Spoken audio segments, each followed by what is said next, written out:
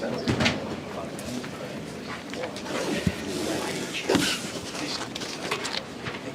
it's obviously a different level of opponent. No disrespect to the Raptors, but the OKC is the best team in the league. Did you like the response you guys had right from the jump?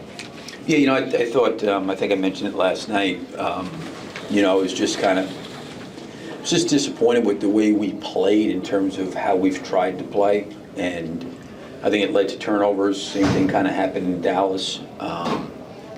Just kind of not making simple plays, the right plays, holding on to it a little bit too long. And we talked about it before the game, and the first quarter we come out and we get 14 assists. I think we had 37 assists for the game on like 50 made baskets. So I really liked the way we tried to play. And in credit to Toronto, I think since the All-Star break, Toronto's had the best defense in the league. They force a lot of turnovers. They do a really good job on the glass. They're very aggressive and physical.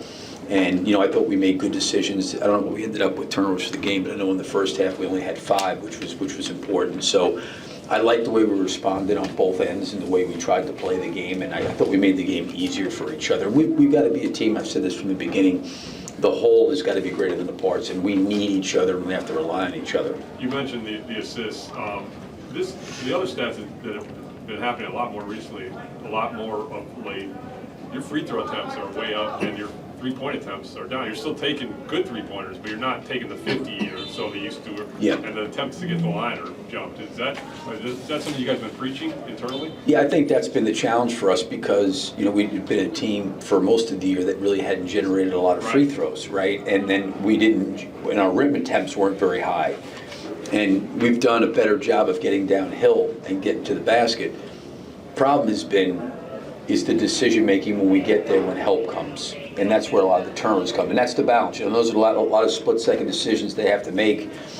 But I think because the three-point attempt rate's down, you're looking at where shots are getting distributed to.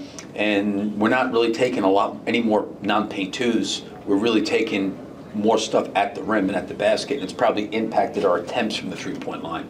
I know you don't take anything for granted, games or whatever, but now you're locked into this play-in tournament. Is there any significance to that? Is there any change the rest of the way?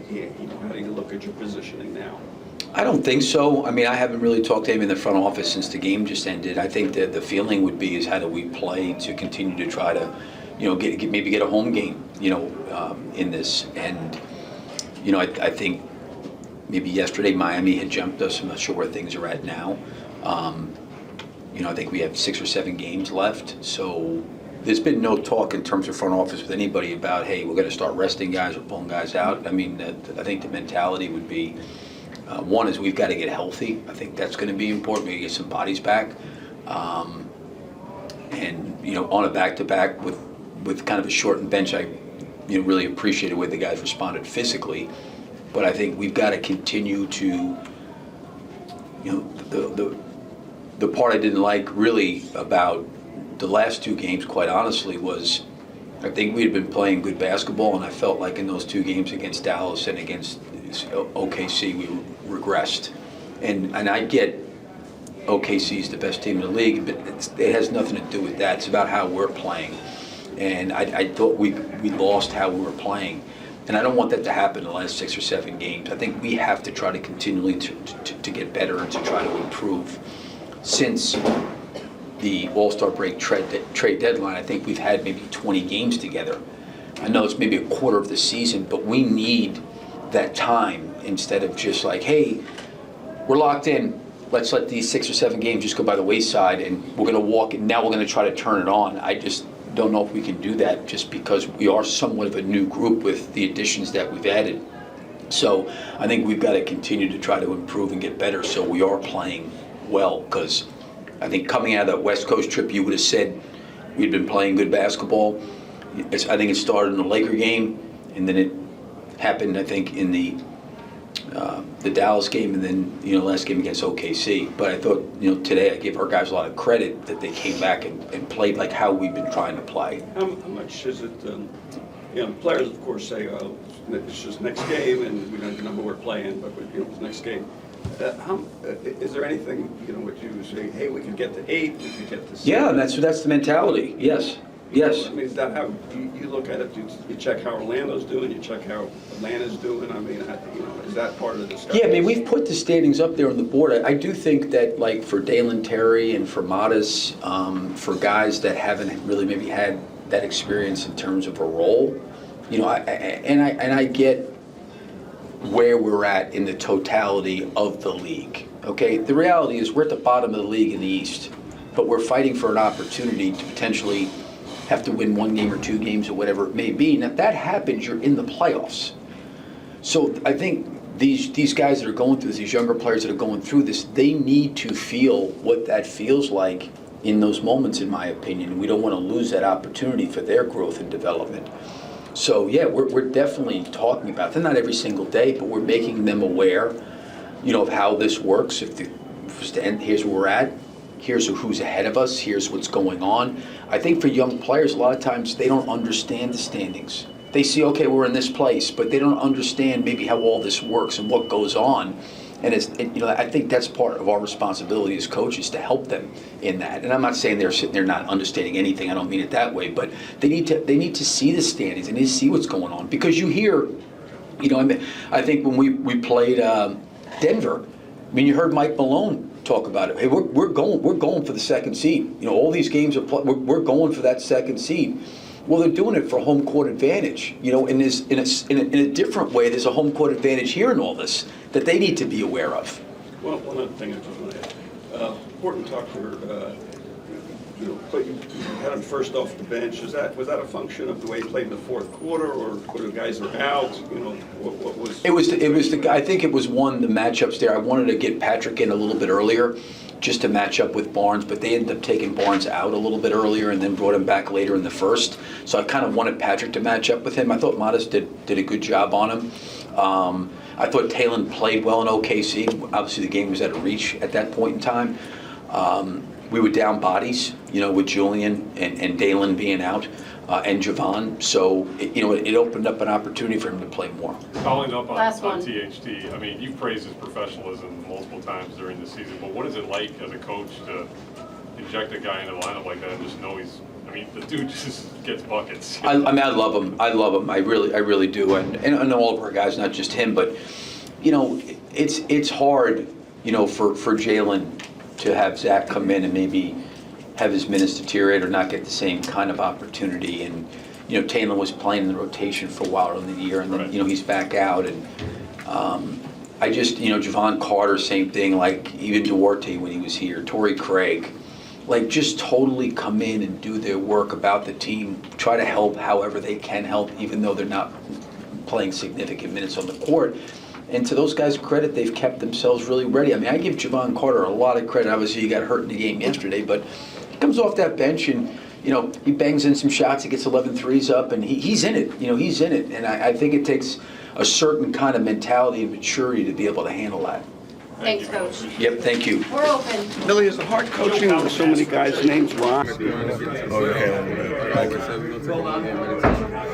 Good to clinch a spot, but obviously we want to make a run to the playing playoffs. You guys had 36 assists as a team tonight. That's been a consistent trait of your offense all season. What is it like to play an offense like that? Good. The last couple of games, I feel like we kind of not been playing our identity as much. And tonight we kind of got back to being who we are and you know, sharing and playing the ball, passing the ball, getting it side to side. Everybody was getting it tonight, and that's kind of how we've been playing most of the season. So it's fun. Obviously, it's contagious, and I think, you know, everyone has a fun time. Coach, how important was it to bounce back from last night? Which one? How important was it for you guys to bounce back? It was really important. Obviously, we got embarrassed last night, and we all, you know, took it to heart. So obviously, we wanted to bounce back tonight. I think we had a level of attention to detail tonight. It was very locked in to the game plan. So what we need to do in this game and control the controllables. And you know, obviously, last night didn't go the way that we wanted it to. And like I said, it was very embarrassing for organizations and stuff like that. So we just got to you know, but I was good to see us bounce back. You know, didn't dwell on it. What did it mean to be a player for you?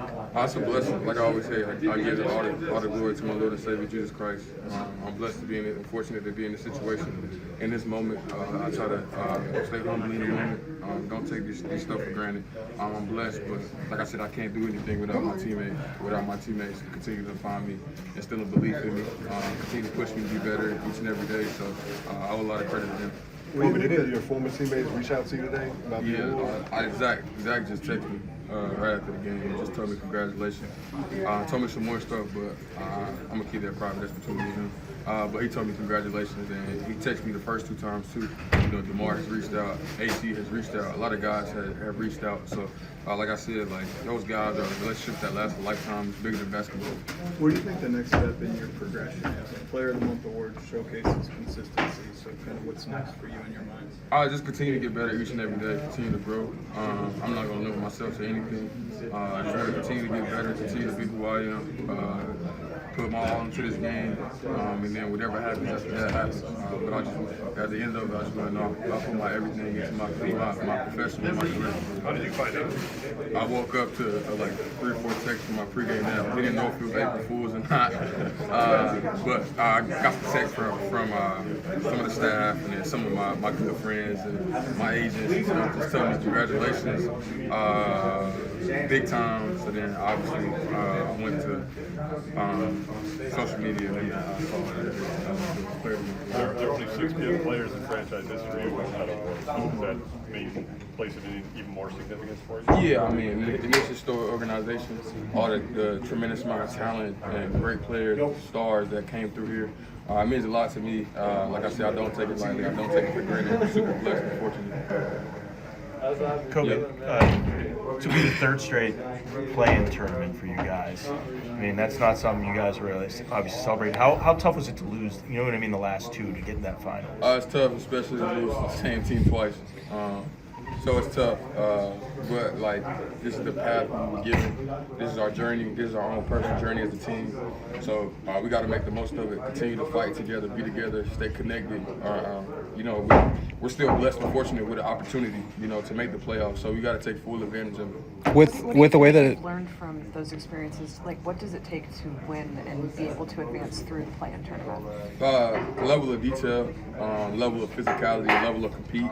I think, you know, coming in, like I said, the last 2 years, we won the first game, and then getting over that hump of winning the second game. How can we come back off the emotional high of winning a big game? I think the last 2 years, like we was down 20 in Toronto.